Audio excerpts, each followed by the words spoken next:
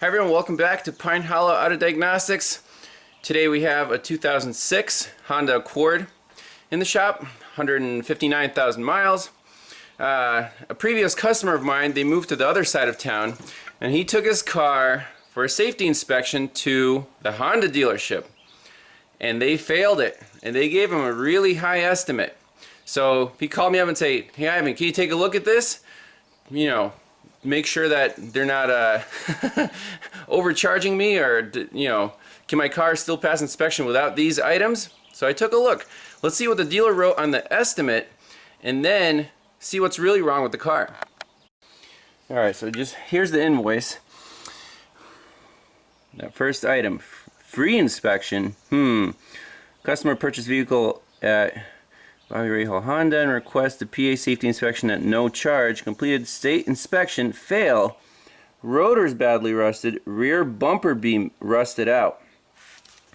Okay, so those are the two items that this car failed for. Now I took a look at it. The rotors, yeah, they're not new. However, the pads are still good. Everything moves. The car stops fine.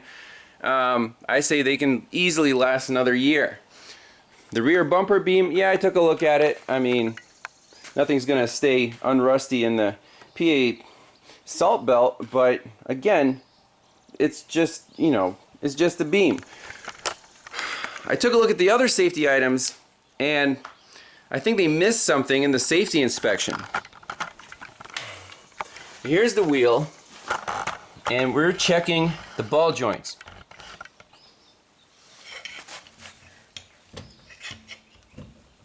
Holy crap. Alright, now for Hondas, this has the double wishbone suspension, kind of special to Honda, and they're notorious for eating ball joints. Let me focus you in on the problem area. Let's see if we can zoom in on that lower joint, and you'll be able to see how badly it's worn. So there's the lower joint. I'm going to lift up on the bar. Huge play.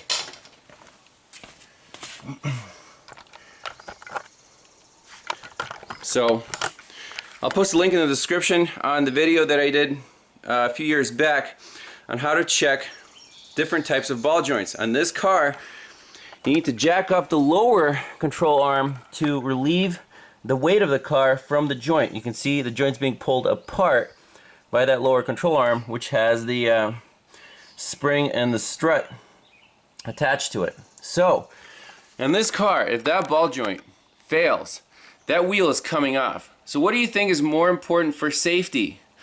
A couple rusted brake rotors, bumper beam, or your ball joints staying in one piece? You tell me. So this kind of stuff really upsets me because people bring in their car to a shop for a safety inspection, not just to pass it, every year, just to get the sticker. The car actually, there's a point to it. It has to be safe for the road. And in my book, the car has to stop, the wheels can't fall off, and the lights have to work. I mean, at least those three. Rust, eventually structural rust gets to a point where it's kind of ridiculous. But this ball joint here, that is the #1 safety concern, not the brake rotors or the bumper beam. So let me know your guys' thoughts. This car is getting a ball joint here. I'm not going to worry about the brakes. Check them,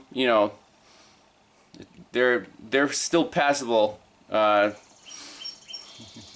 my book. So let me know what you think in the comments. Appreciate you guys watching, and see you next time. Bye-bye.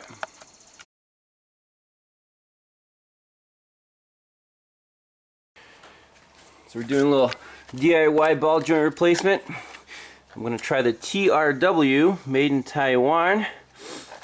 This is what the local parts store now carries, so we'll trust them. Hopefully the quality is decent. And quick tip on separating the ball joint is preload the joint with a floor jack. Now I loosen the castle nut down here and then just make it flush with the bottom of the stud so the load of the jack is distributed. And when we jack it up, it'll compress the spring here. And you see the spring pushes on the lower control arm. So the lower control arm is always pulling on that stud, and we're trying to push the stud up. So use the weight of the car basically to help us out. Let's try it out.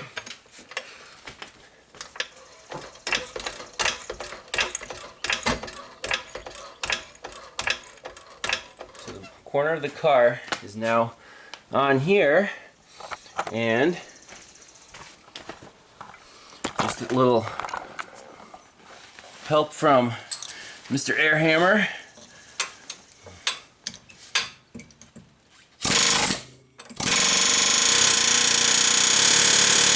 Boom. Done. Now the hard part is going to be getting it out of the knuckle. That was the easy part.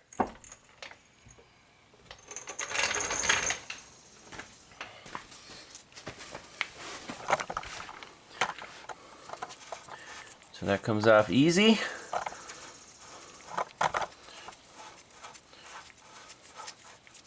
So now if we pull up on the assembly, you know, the joint is free from the lower control arm. Once we take that off, we should be able to get it out of here. And the axle is already loose. It's going out that way. Now we just have to figure out how to press the joint out of this knuckle. So getting this tin ring out of here is also a challenge in the rust belt.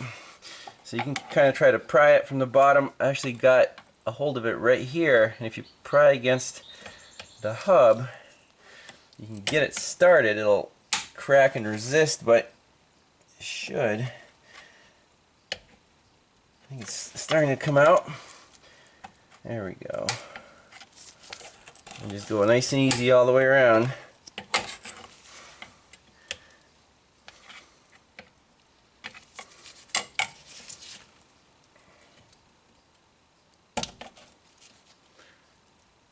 Careful not to damage the magnetic ring on the ABS encoder. Boom. Yummy. So here's the ball joint. So it comes out up this way, and somewhere in there there's a circlip. As you can see, it's a rusty mess. So I'll just spray everything down and try to clean it up, find that circlip. Well, I don't have the right adapter in the kit for this design because, as you can see, part of the knuckle gets in the way. So even if you have a cup that's close, it won't fit. So we're going to have to cut out a piece out of this cup. I mean, it'll still work for other joints, but that's what happens when you don't have the right tools. You gotta make your own.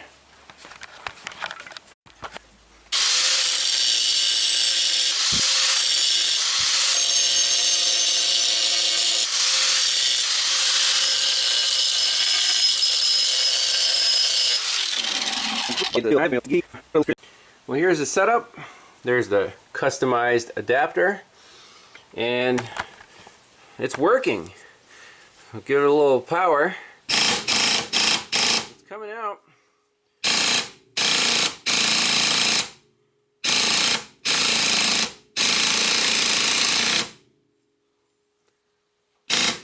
As far as my adapters go.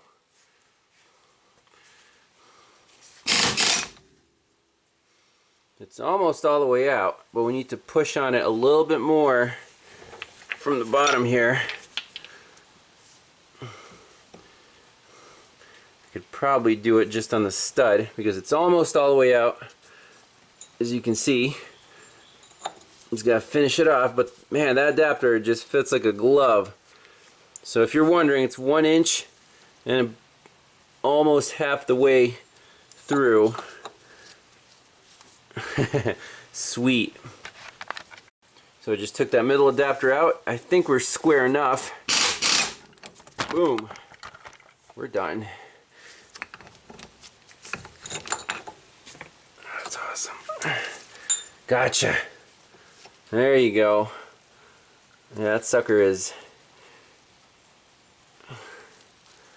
very, very worn. So the new one should go in a little smoother. We'll clean this up and should be good to go. Alright, this is the installation setup. So up here is just a naked clamp on top of the ball joint, and the whole cap is heavy steel. It's not like you have to press on the very edge. So seems to be working. It's going in straight. That's all we care about.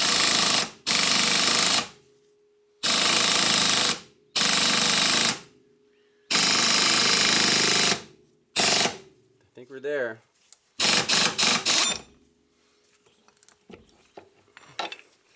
Here she is. We should have enough room to install that circlip. That looks good. Joint is nice and tight. Nothing got damaged.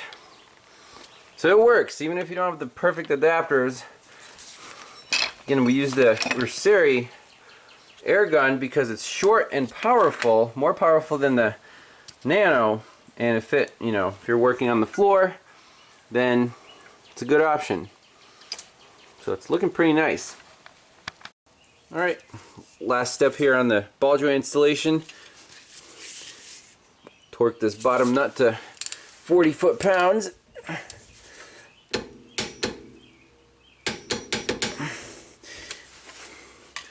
So on fasteners where they're tapered, it's a good idea to torque them to spec because it keeps pulling in, and you don't want to strip the stud, but you don't want it to become loose. So cotter pin lines up nicely.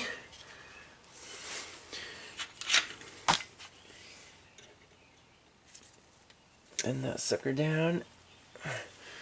And that's it. So we'll see how long the TRW lasts, but if you're going for a safety inspection, ball joints are on the top of the list in terms of keeping your wheels on. So hopefully your mechanic will be thorough enough to notice obvious things like this. And that's it. So thanks a lot for watching. We'll see you next time. Bye-bye.